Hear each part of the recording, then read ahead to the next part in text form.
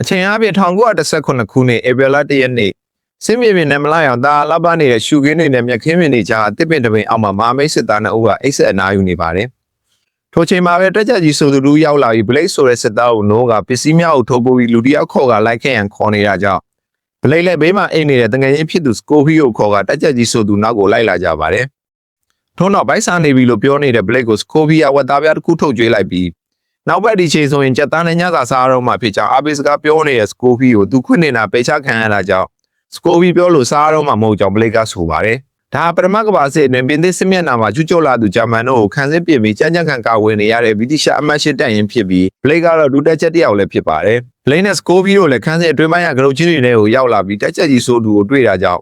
်ဘလိတ်ကဘာသတင်းထိုးလဲလို့မင်းနေပေမဲ့ထိုတက်ချက်ကြီးဆိုသူကဂျာမန်တွေတခုကြံစည်နေရလွဲလို့သူလည်းဘာမှမသိကြောင်းနဲ့အထက်မှာဗိုလ်ချုပ်ကြီးအရင်မိုးရောက်နေရကြောင်းယူနီဖောင်းနဲ့တေချာပြင်ဝတ်ပြီးလိုက်ခဲ့ရန်ပြောပါတယ်။ဘလိတ်တို့လည်းယူနီဖောင်းကိုတေချာစစ်ဆေးပြီးအထက်ကိုဝင်လိုက်ချိန်မှာပဲအသင်းဆောင်နေတဲ့ဗိုလ်ချုပ်ကြီးအရင်မိုးကမင်းတို့နှစ်ယောက်တည်းကဘသူကဘလိတ်လဲနဲ့ဒီပွန်တိုင်ရဲ့နှစ်မှာဘလိတ်ရဲ့အကူဂျိုဆက်ဘလိတ်ရှိတယ်မလားလို့မေးကလောလောဆယ်အထိတော့ဘလိတ်ရဲ့ကိုကအသက်ရှင်နေကြောင်းနဲ့အဲ့လိုအသက်ဆက်ရှင်ဖို့ဆိုရင်ဘလိတ်တို့ကူညီမရမယ်ဖြစ်ကြောင်းဆိုပါတယ်ဒီနေ့တစ်ဝိုက်ကနေမြေတွေကိုကျွမ်းကျင်တယ်ဆိုတဲ့ Blake ကိုဗိုလ်ချုပ်အေရင်မိုးကအခုသူတို့ရောက်နေတဲ့နေရာနဲ့ဒီပွန်တိုင်ရင်နဲ့နေရာကိုမေးခွန်းတစ်ခုအောင်မှထောက်ပြပြီးဒီပွန်တိုင်ရင်ကိုရောက်ဖို့အချိန်မလားလို့လဲလို့ Blake ကိုမေးပါတယ်။ Blake ကထိုနေရာကိုရောက်ဖို့ဆိုရင်ဂျာမန်တွေထင်းချုပ်ထားတဲ့နေမြေကိုဖျက်သွားမှဖြစ်ကြောင်းပြောတဲ့အခါဗိုလ်ချုပ်ကြီးအေရင်မိုးကသူတို့နဲ့စစ်တိုက်နေရတဲ့ဂျာမန်တွေကဆုတ်ခွာသွားပြီဖြစ်ပြီးဒီနေရာနဲ့9မိုင်ကွာမှာတပ်ပြတ်ဆွဲထားတယ်လို့ဆိုပါတယ်။ထိုတို့ဆုတ်ခွာသွားတဲ့ဂျာမန်တို့ကို Blake ရဲ့ကိုပါဝင်တဲ့ဒီပွန်တိုင်ရင်နဲ့မှကရီမက်ကန်စီအောင်ဝင်ရောက်တိုက်ခိုက်မယ်လို့မင်းညကကျင်းနှံစာပို့လိုက်ပြီးဒီလိုချင်းနေမှာဂျာမန်တို့ကိုဝင်တိုက်လိုက်ရင်စီးရဲသွားမယ်လို့ထင်နေတဲ့ကပရီမက်ကန်စီယာဂျာမန်တပ်စခန်းသေးရဲ့အခြေအနေကိုမသိသေးပဲသူဆုံးရွက်ချက်အမားနေကြောင်းနဲ့ဂျာမန်တွေက3မိုင်ဆက်တိုက်လက်နက်ပြည့်စုံတဲ့ခန်းစီတစ်ခုကိုတိစောက်ထားကြောင်းဗိုလ်ချုပ်ကြီးအေရင်မိုးကပြောပါတယ်။ကျေနပ်ဆက်တော့ရေးအားလုံးကိုဂျာမန်တွေကဖျက်တော့သွားတာကြောင့်ဘလိတ်တို့နှစ်ယောက်ကမနှက်ဖြတ်မနဲ့အာယုံမတက်ခင်ဒီကုန်းမျိုးအရှိတောင်မှာရှိတဲ့ဒီပွန်တိုင်ရင်းနဲ့မှကပရီမက်ကန်စီရှိအချိန်မီဝင်မတိုက်ဖို့ဒိုင်ယာမိတ်စာတောက်ဖို့ပေးရမှာဖြစ်ပြီးအချိန်မီတောင်းပို့နိုင်မှာကဘလိတ်ရဲ့ကိုပါဝင်တပ်သား1600ရဲ့အသက်ကိုပါဆုံးရှုံးရမှာဖြစ်ပါတယ်။ထို့နောက်လိုအပ်တဲ့ရိတ်ခါပစ္စည်းတွေကိုထုတ်ပိုးကြပြီးရှေ့တန်းနဲ့ဂျာမန်ခန်းစစ်တွေဒီနေ့ပဲကြီးဘယ်သူမှချင်းမချနိုင်တဲ့နိုမန်လန်ကိုဖျက်ချော်နိုင်ပါမလားလို့မေးပေမဲ့ဂျာမန်တွေမရှိတော့ဘူးလို့သာဖြေပါတယ်။ကျွန်တော်တို့နှစ်ယောက်ပဲသွားမှလားလို့မင်းနေတဲ့စကိုဖီကိုဗိုလ်ချုပ်ကြီးကတယောက်တည်းသွားတာအမြန်ဆုံးဖြစ်ကြောင်းနဲ့ကကောင်းမစေလို့ဆူတောင်းပေးလိုက်ပြီးရှေ့တန်းကိုဖျက်တောင်းခွင့်ပြုကြောင်းမိစ္ဆာတစ်စောင်မှာထည့်ပေးလိုက်ပါတယ်။စကိုဖီကတော့ဂျာမန်တွေဆုတ်ခွာသွားရဲဆိုတာမသေးကြသေးပဲနေ့ဘက်ကြီးလည်းဖြစ်နေတာကြောင့်မောင်နဲ့အထိစောက်ရံပြောပြီးမှသူ့ကိုစိတ်ပူနေတဲ့ဘလိတ်ကိုပြောမရဖြစ်နေတာကြောင့်လက်လျှော့လိုက်ပါတယ်။ဒီလိုနဲ့ဘလိတ်တို့နဲ့ခန်းစစ်ရှေ့တန်းကိုရောက်လာပြီးဗိုလ်ချုပ်ကြီးမှလိုက်တဲ့အတိုင်းဘိုစတီဗင်ဆန်ကိုရှာပေးမဲ့လွန်ခဲ့တဲ့2ရက်လောက်ကတိုက်ပွဲကျသွားပြီဖြစ်တာကြောင့်ယခုဘိုလက်စလီကဥဆောင်နေတယ်လို့ဆိုတာကြောင့်တော့တွေ့ပြီးရှေ့တန်းကိုဖျက်တောင်းခင်တောင်းပါတယ်။ဒါဂျာမန်ရှေ့တန်းကြီးလို့ပြောနေတဲ့ဘိုလက်စလီကိုဗိုလ်ချုပ်ကြီးရဲ့အမိန့်စာပေးလိုက်ပြီးမှ1ရက်လောက်ငြိမ်သွားတာနဲ့ဂျာမန်တွေဆုတ်ခွာသွားတာမဖြစ်နိုင်ကြောင်းနဲ့လွန်ခဲ့တဲ့3ရက်ကပဲတန်ဆူကျိုးတွေဆက်နေရင်အရာရှိတယောက်နဲ့တပ်သား3ယောက်ပစ်ခတ်ရကြောင်းပြောပါတယ်။ဘလိတ်ကဂျာမန်တွေဆုတ်ခွာသွားတာတေချာကြောင့်ဗိုလ်ချုပ်ကြီးကပြောလိုက်တယ်လို့ဆိုတာနဲ့ဒီနေရာရဲ့တလက်မစာနေရာတိုင်းအတွက်သူတို့ကအသေးခံတိုက်ခဲ့ရတာဖြစ်ပြီးတကယ်လို့ဆုတ်ခွာသွားရဆိုရင်တော့ဒါအထောင်ချောင်းတစ်ခုပဲလို့ဆိုကဆက်လုပ်ပါအနည်းဆုံးတော့အင်အားမိသားစုအတွက်စူးစိတ်လေးရတာပေါ့လို့ဘလိတ်တို့ကိုရွယ်ပါတယ်။ထို့နောက်တန်ဆူကျိုးရင်နဲ့ပုတ်ပွားနေတဲ့လောင်းကောင်တွေကြားသွားလို့ရတဲ့လမ်းတစ်ခုကိုဘလိတ်တို့ကိုပြပြီးဂျာမန်တို့ရဲ့ခြေစံထိသွားရင်တော့သူတို့ကမမချင်းလာကူလို့ရမှာမဟုတ်ကြောင်းနဲ့ကံကောင်းလို့လွတ်သွားရင်တော့မိချီဖောက်ကချက်ပြလိုက်ဖို့မှာလိုက်ပါတယ်။ကရုတ်ချင်းတွေကနေမတက်ခင်သွားမှတေးကြပြီလားလို့မင်းနေတဲ့စကိုဖီကိုတေးကြပြီဖြစ်ကြောင်းဘလိတ်ကပြောလိုက်ပြီးနေရောက်သားဂျာမန်စေတန်းရှိကိုတက်လာခဲ့ကပုတ်ပွားနေတဲ့မြင်းသေးကောင်တွေနဲ့တန်ဆူကျိုးတွေကြားကနေခီးဆက်ခဲ့ကြပါတယ်။ရွှွညွန်နေတဲ့ကြွက်တရဲ့အစာဖြစ်နေတဲ့အလောင်းကောင်တွေကိုဖျက်ချော်နေစင်မှာပဲလေရင်တန်ကြားလို့အကောက်ဝဲယူလိုက်ပြီးမှသူတို့ဘက်ကလေရင်ဖြစ်နေပါတယ်ဘယ်သူမှချိန်မချနိုင်တဲ့နိုမန်လန်ကိုရဲစွန်းဖြတ်ကျော်ကခီးဆက်ရင်ဂျာမန်ရှေ့တန်းကိုရောက်တဲ့အချိန်စိုးရင်စွာကြီးလိုက်ပြီးမှဂျာမန်တွေကတကယ်ဆုတ်ခါသွားပြီဖြစ်ပါတ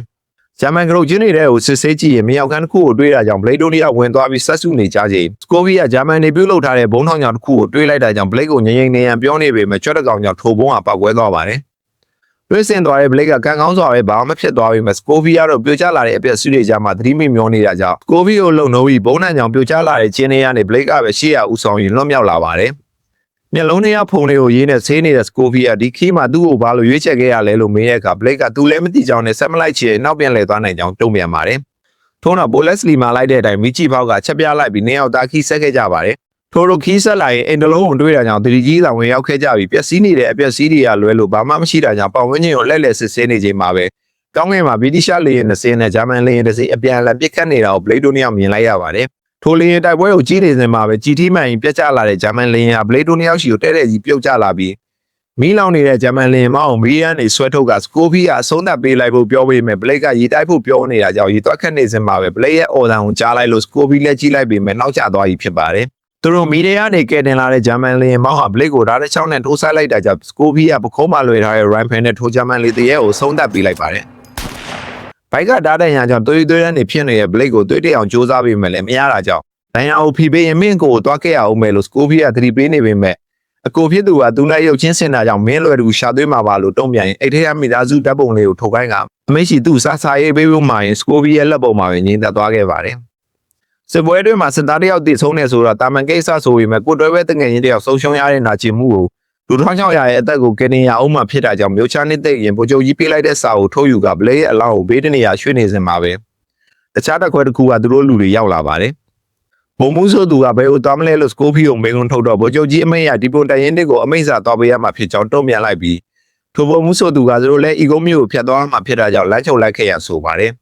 အစားကနေရောက်လာခဲ့ပေမဲ့ခုတယောက်ထဲတာကြမ်းတော့ပြီးရှေ့မှာဗာဆက်ဖြစ်အောင်မှမသိသေးတဲ့ခီးအတွက်စကိုဖီလည်းထိုတက်စုရဲ့ကားပေါ်ညင်သက်စွာလိုက်လာခဲ့ပါတယ်လမ်းမှာကားကဘွဲ့ကျွံသွားပြီးမဲ့အေးဆေးသွားစကားပြောနေတဲ့တပ်သားတွေကိုအလင်းလုံးနေတဲ့စကိုဖီကဆင်းတွန်းခိုင်းမိမဲ့တယောက်တစ်ယောက်သာဝိုင်းကူတွန်းတာကြောင့်သူ့မှာအချိန်မရှိတော့ပဲအကုန်လုံးဝိုင်းကူတွန်းမှရမှာဖြစ်ကြောင်းတောင်းတမှန်ပြောမှအကုန်လုံးဝိုင်းတော့ကားလေးဘွယ်ထဲကနေလွတ်မြောက်သွားပြီးဆက်ပြီးခီးဆက်ခဲ့ကြပါတယ်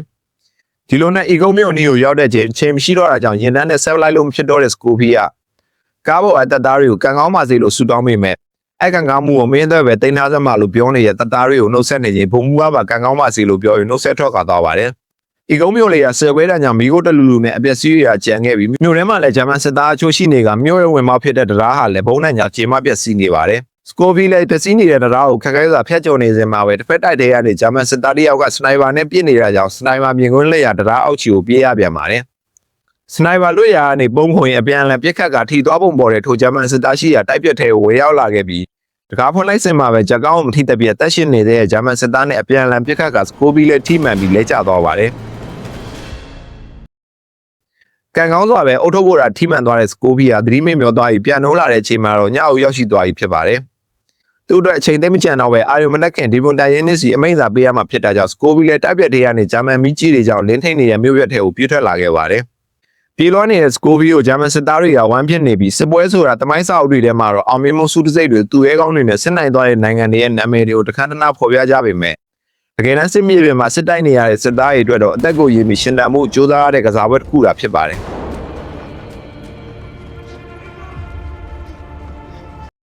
ဂျာမန်စစ်သားတွေနဲ့ဂျီဆန်နေကြမှာပြေးလွှားရင်ဂျာမန်မီချီတွေနဲ့လွတ်ရမြောက်ခန်းတစ်ခုကိုရောက်ရှိသွားပြီ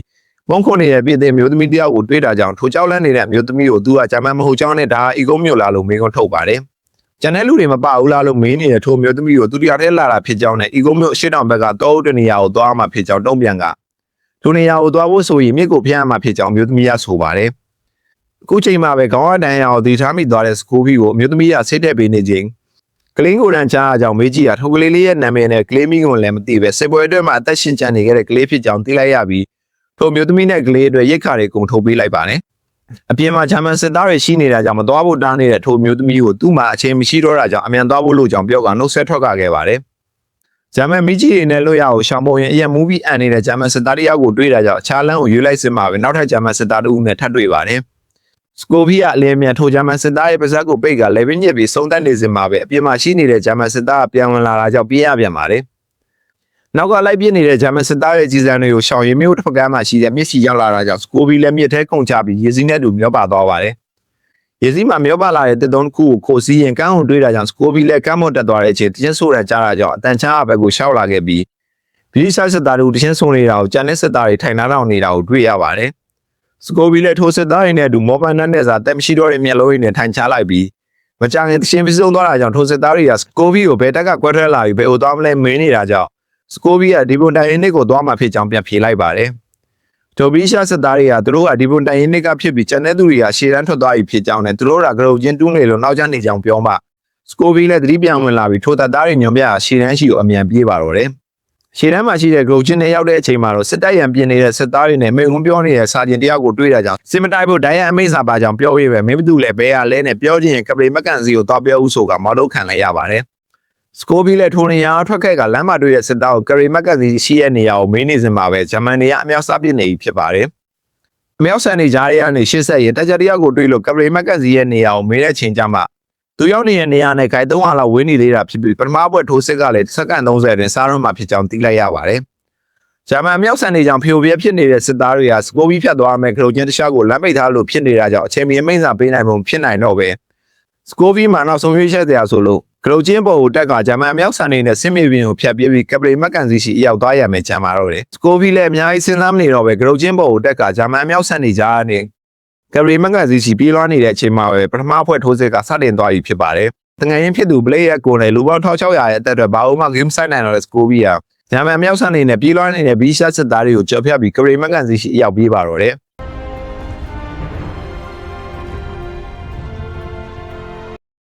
ကပရိမက်ကစီရှိနေတဲ့ဂရုချင်းစီရောက်တဲ့အချိန်ရှေ့မှာတားနေတဲ့စစ်သားနှစ်ယောက်ကိုတွန်းဖယ်ပြီးဂရုချင်းနဲ့ဝင်ကဗိုလ်ချုပ်ကြီးပေးလိုက်တဲ့စာကိုပြရင်တိုက်စစ်ကိုချက်ချင်းရပ်ဖို့ပြောလိုက်ပါတယ်။မင်းကဘသူလဲလို့မင်းနေတဲ့ကပရိမက်ကစီကိုတိုင်းရင်ရှက်ကဒူတက်ချက်စကိုဗီဖြစ်ကြောင်းမိတ်ဆက်ကဒီထိုးစစ်ကိုရပ်ဖို့ဗိုလ်ချုပ်ကြီးအဲ့မိုးရဲ့အမိန့်စာပါကြောင်းပြောပြီးမြဲတိန်နောက်ကျသွားပြီးဒူတက်ချက်လို့တုံ့ပြန်ပါတယ်။ဒီစာကဌာနချုပ်ရဲ့တိုင်းအမိန့်စာဖြစ်ကြောင်းစကိုဗီကထပ်ပြောနေချိန်ဒုတိယတက်ခွဲရဲ့ထိုးစစ်ကိုရပ်ရမလားလို့ပြောနေတဲ့တက်ချက်တယောက်ကိုအောင်မွေးရနောက်ကိုင်း900အတွင်းမှာဖြစ်ပြီးအခုချိန်ကဂျာမန်နေအင်အားနဲ့နေတဲ့အချိန်ဖြစ်တာကြောင့်တူရီမနေပဲဒီပါမဟုတ်တဲ့စာအတွက်နဲ့အချိန်ကုန်မခံနိုင်ဘူးလို့ပြောကကြောခိုင်းသွားပါတယ်။ကိုဗီကလက်မလျှော့ပဲဒီလိုလိုက်တဲ့အောင်ဂျာမန်တွေကတမင်လာနဲ့ချီစီစဉ်ထားတာဖြစ်ပြီးအမိန့်စာကိုဖတ်ကြည့်ရန်ပြောလိုက်မှဗိုလ်ချုပ်ကြီးအဲ့ဒီမိုးရဲ့အမိန့်စာကိုဖတ်ကြည့်ကဒုတိယတက်ခွဲရဲ့ထိုးစစ်ကိုခဏရပ်ထားပြီးဒဏ်ရာရသူတွေကိုစီတပ်ဘက်ခေါ်ကစစ်ကူပေးရမိန်ပေးပါတယ်။အဲ့အချိန်မှာတပင်းချနိုင်သွားတဲ့စကိုဗီကဒဏ်ရာတွေကိုစစ်ကူရန်ပြောနေတဲ့ကပရီမက်ကန်စီရှိကနေထွက်ခဲ့ပြီးသူ့ကိုတော်တယ်လို့ချီးကျူးနေတဲ့ဒုတက်ချက်တယောက်ရှိရနေ